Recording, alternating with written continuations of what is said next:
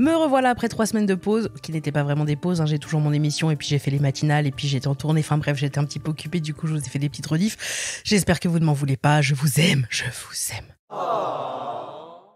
Mais aujourd'hui, pour ce nouveau départ, on va parler de Pearl Harbor et je vous le dis tout de suite, on va pas enfiler les perles.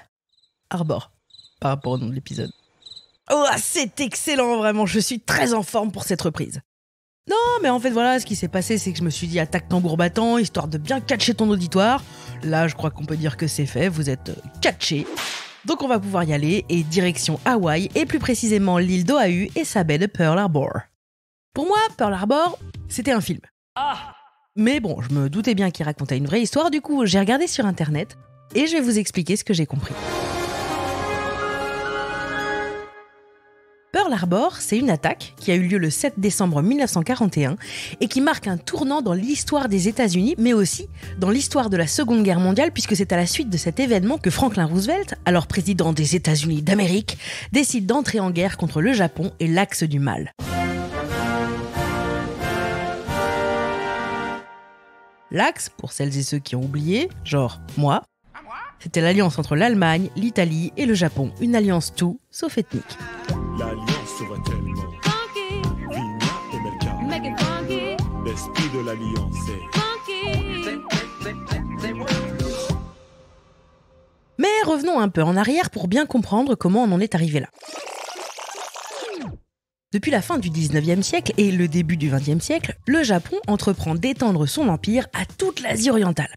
Après avoir annexé Taïwan, puis la Corée, c'est quelques années plus tard la Chine qui est envahie en 1937. Et puis en septembre 1940, le Japon signe donc un pacte tripartite avec la crème de la crème. L'Allemagne d'Hitler et l'Italie de Mussolini. Quand je vous ai dit que c'était la crème de la crème, c'était vraiment la crème de la crème des connards. Mais Hitler et Mussolini, c'était vraiment des gars avec le cœur sur la main en fait. Bon, un cœur rempli de tout ce qu'il y a de plus horrible, et une main plus rêche qu'une serviette de bain de chez ta grand-mère. J'irais même jusqu'à dire carrément une main Reich. Et si la Seconde Guerre mondiale a déjà bien démarré en Europe, les États-Unis, eux, restent encore dans une position d'attente et se tiennent à l'écart du conflit. Oui, à ce moment-là, c'est pas trop leur délire du moment, la guerre, les bombes, tout ça c'est quand même hyper chronophage. Bon, ils se préparent quand même au cas où et surveillent de près le Japon qui place calmement ses pions dans le Pacifique et vient d'implanter des bases militaires en Indochine française. Alors officiellement, le Japon veut se détacher de la dépendance aux pays occidentaux. Officieusement, le Japon rêve plutôt d'un immense empire qu'il contrôlerait gentiment. Et ça plaît pas du tout aux États-Unis, qui ont pas mal de territoires dans le Pacifique, qu'ils contrôlent eux-mêmes, gentiment. Si les relations entre le Japon et les États-Unis ne sont pas au beau fixe, l'année 1941 va cristalliser toutes les tensions entre les deux pays. En mai 1941, Washington apporte son soutien à la Chine en lui accordant un prêt-bail. Alors, prêt-bail, c'est un mot valise, et là il n'est pas question de banquier ou de propriétaire, mais en fait c'est un arrangement, en gros, qui dit qu'un pays va fournir pendant un petit moment à un autre pays des équipements militaires, des fournitures, des ressources essentielles, et des ressources pour mener des opérations militaires sans que cela ne constitue une vente ou un échange formel. En gros, c'est tiens, je te prête des trucs, tu me les rendras quand tu pourras, voilà. Bon, face aux envies de grandeur des Japonais et accessoirement au massacre de nombreux Chinois, les États-Unis ripostent non pas sur le terrain militaire, mais sur le terrain économique. À l'été 41, ils décrètent un embargo sur le pétrole et l'acier, ainsi qu'un gel des avoirs japonais sur le sol américain. Et ça fait très mal aux Japonais puisqu'ils importent 80% de leur pétrole depuis les États-Unis. Et s'ils ne trouvent pas de solution, dans 2 ans, ils seront à sec. Le 6 septembre 1941, le Japon annonce qu'en l'absence d'un accord avec les États-Unis concernant la levée de l'embargo et l'arrêt de l'aide économique et politique aux Chinois, et ils mettront fin aux discussions et ils déclareront la guerre, tout simplement. Là, il y a le Premier ministre japonais qui pousse plus pour l'apaisement que pour une confrontation et il se propose de négocier avec les USA. En plus, ils sont déjà engagés dans une guerre avec la Chine qui dure, c'est peut-être pas la peine de se remettre tout de suite une tanasse de l'autre côté du Pacifique. Mais là, le président Franklin Roosevelt refuse de le rencontrer. Pour lui, c'est simple, tant que le Japon ne s'est pas retiré de la Chine, il bougera pas. Et Franklin, il savait être dur en négociation. Il savait aussi lasser ses chaussures et compter 2 par 2. Mais pardon, je m'égare. C'est Franklin. Il est là pour jouer avec toi. Bref, et le temps passe, c'est pas grand-chose à changer. Le 14 octobre, le ministre des Armées fait le bilan calmement et annonce que l'échéance pour un accord est passée. Le premier ministre japonais, toujours pas hyper chaud à l'idée de s'attaquer aux États-Unis, démissionne. Now, sachet away. Donc l'empereur du Japon nomme un mec, le général Tojo, nouveau premier ministre. Et ça tombe hyper bien parce que ce monsieur, il est beaucoup plus enclin à prendre les armes. Mais maintenant se pose un nouveau dilemme. Du coup, guerre ou pas guerre ? Non mais comme ils ont dit qu'ils voulaient plus négocier les Américains. Parce que en gros, soit les Japonais renoncent à la guerre, mais ils ne seront pas le grand empire auquel ils aspirent être, soit ils renoncent à la paix. Et ils se lancent dans une guerre dont l'issue est plus qu'incertaine, sachant qu'après 2 ans, la victoire devient impossible, puisqu'ils n'auront plus ni de pétrole ni d'acier. Du coup, pas folle la guêpe, ils vont préparer la guerre tout en essayant de poursuivre des négociations. Après tout, sur un malentendu, ça peut passer. Et, grosse surprise, nouvelle négo, ouais, nouvel échec, oh. On dirait ma meuf en train de me demander d'adopter un chien. Allez, s'il te plaît, il est pas trop mignon. En plus, je sais, on pourrait l'appeler Jenny Flair ou Christophe, non ? Ou autre chose, je suis pas fermée, Bon, par contre, là, cette fois-ci, le Japon prépare très sérieusement une attaque. Le chef de l'état-major de la marine impériale japonaise, Ozami Nagano, présente à l'empereur son plan d'attaque de la base navale de Pearl Harbor, et l'empereur, il trouve ça assez alléchant comme idée. Oui, parce que ce qu'il faut savoir, c'est qu'entre-temps, Roosevelt, il s'est quand même inquiété un petit poil de la dégradation des relations avec le Japon, et puis surtout au risque que ça pose pour les territoires américains dans le Pacifique. Donc il décide de déplacer la flotte américaine de sa base de Californie à Hawaï, et plus précisément à Pearl Harbor, où elle sera bien mieux placée pour intervenir si besoin. Alors je vous le rappelle quand même, Hawaï, avant d'être un style de chemise complètement discutable, c'est d'abord une île en plein milieu de l'océan Pacifique, presque à mi-chemin entre les États-Unis et le Japon. Donc une attaque se prépare et c'est l'amiral Isoroku Yamamoto qui a la lourde tâche d'organiser cette attaque. Et autant vous dire qu'il flippe un peu. Mais Yamamoto, il a un truc pour lui, c'est qu'en fait il a étudié à Harvard et il a travaillé comme attaché naval aux USA. Donc il a l'avantage de bien connaître la puissance navale du pays ennemi. Et il sait que pour réussir l'attaque, il va devoir surprendre les Américains. Et ça, surprendre les Américains, c'est pas fastoche. Les 2 seuls qui y arrivent vraiment, c'est Trump quand il dit des dingueries, et Beyoncé quand elle sort des albums de country sans prévenir personne.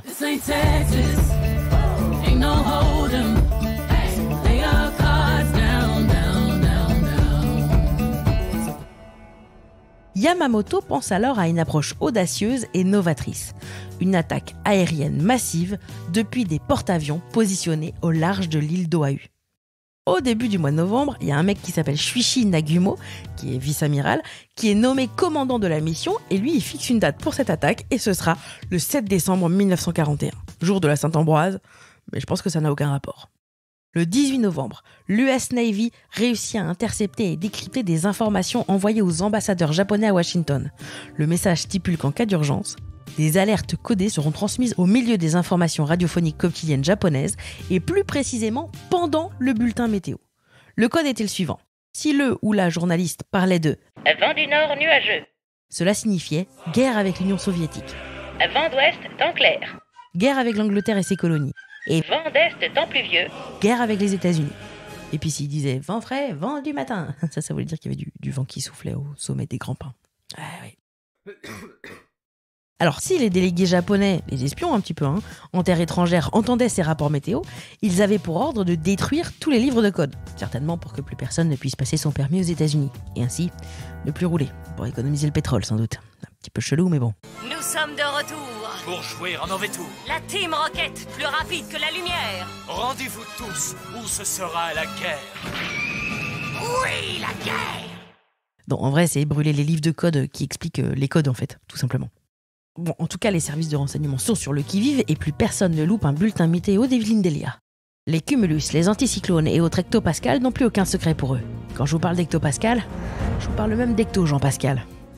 Je suis un cumulonimbus, 1 degré Celsius, une aurore boréale. My name is hecto Jean-Pascal. Encore une façon pour moi de montrer mon talent immense. Le 20 novembre, l'ambassadeur japonais présente l'ultimatum final aux États-Unis. Voilà, il y en a eu plein, on dirait moi qui enregistre des versions de vulgaire dans mon ordinateur. C'est vulgaire Pearl Harbor V1, vulgaire Pearl Harbor VDEF, vulgaire Pearl Harbor VDEF 2, vulgaire Pearl Harbor VDEF DEF. On dirait moi. Bon, en tout cas, en attendant la réponse des États-Unis, plutôt convaincus qu'elle serait pas celle de la main tendue, les Japonais font gentiment déplacer leur flotte dans le plus grand secret. Elle quitte les îles Kuril au nord du Japon pour venir se poser à 300 km au nord-ouest d'Hawaï. Et c'est ici que le raid contre Pearl Harbor doit être lancé, si jamais les States ne veulent pas négocier, bien entendu. Et le 1er décembre, les États-Unis, par l'intermédiaire de Cordell Hull, le secrétaire d'État américain, ils sont catégoriques. No way! Enfin, sauf si vous vous retirez de la Chine. C'est possible ou pas? Yes, no, yes, no, no. Les diplomates japonais de Washington, Londres, Manille, Hong Kong et Singapour reçoivent alors l'ordre de brûler leur code. Tiens, comme par hasard. Les services de renseignement interceptent le message et se doutent que ça ne sent pas bon. Mais ils ne savent pas où l'affrontement aura lieu. De son côté, l'Allemagne se tient prête à attaquer les États-Unis dès que le Japon entrera en guerre. Le 6 décembre, Roosevelt tente un dernier appel pour la paix auprès de l'empereur japonais, qui lui laisse un bon gros vu. Ça, c'est pas cool. Étrangement, un peu plus tard le même jour, les renseignements US interceptent un message japonais. Un message en 14 parties. 13 seulement sont décryptés. En gros, ils refusent la dernière proposition du secrétaire d'État. Bon, 13 messages pour dire ça, c'est peut-être un peu exagéré. On dirait les vocaux de ma mère qui me demande si elle doit acheter le gâteau ou si c'est moi qui dois le faire pour ce week-end. Et que oui, la rocade est fermée dimanche et évidemment, ils annoncent de la pluie. Je suis un cumulonimbus, 1 degré Celsius. Oui, bah merci Hector Jean-Pascal, on a bien compris. Dans la nuit du 6 au 7, à Pearl Harbor, c'est la kiffance. C'est la kiffance, c'est la kiffance.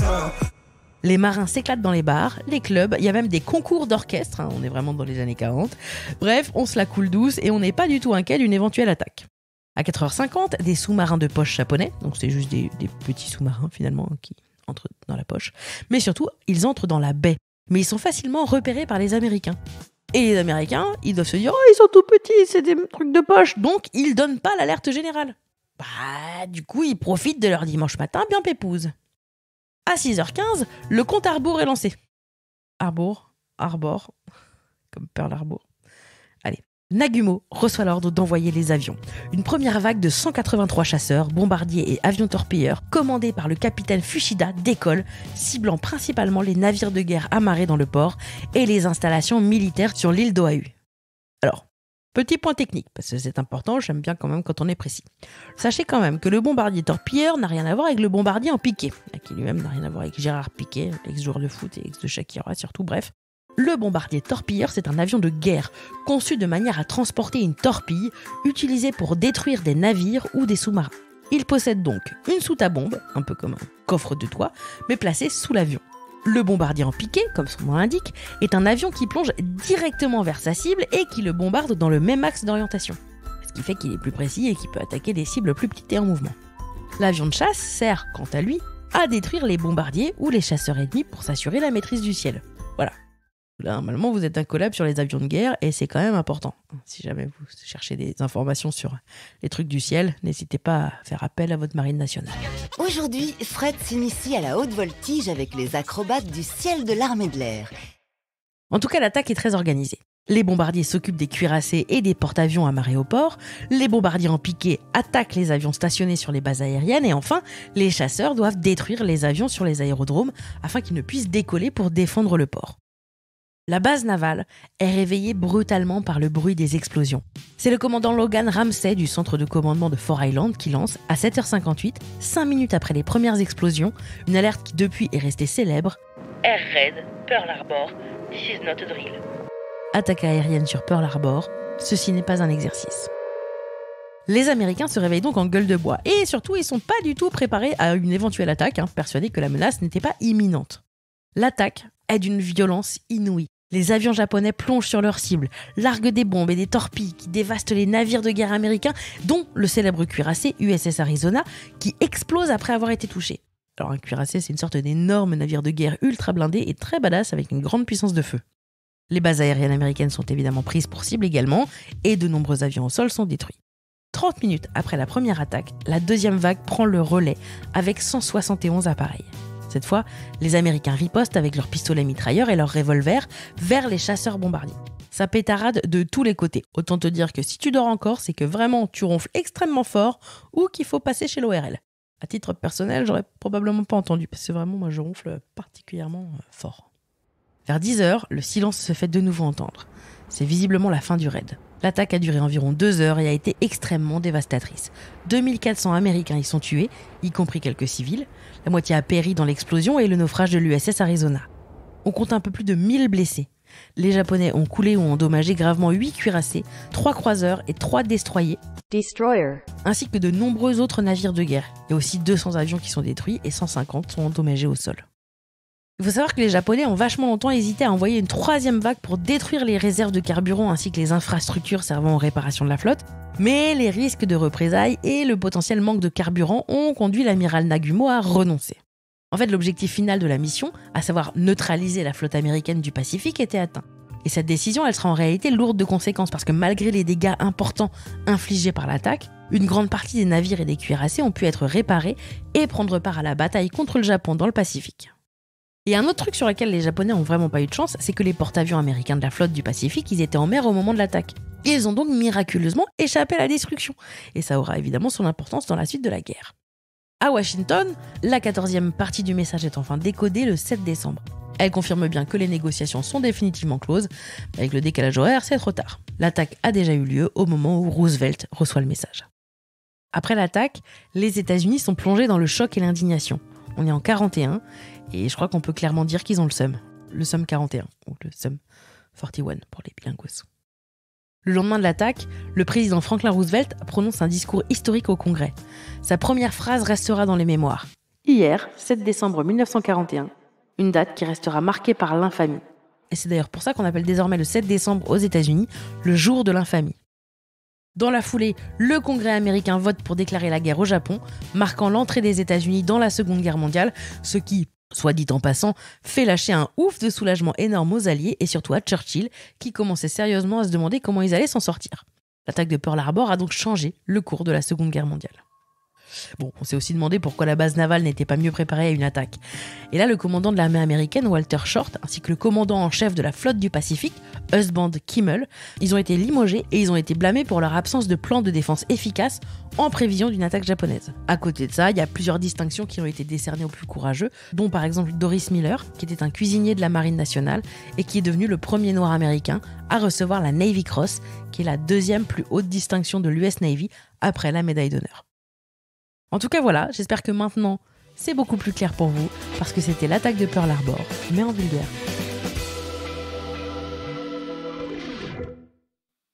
Cet épisode de Vulgaire a été écrit par Quentin Thiriot, moi c'est Marine Baousson. Il a été réalisé avec amour par le merveilleux Antoine Ollier. La musique est du fantastique Guillaume Béra du collectif Branx. Les illustrations et la création graphique sont de la fabuleuse Juliette Poney.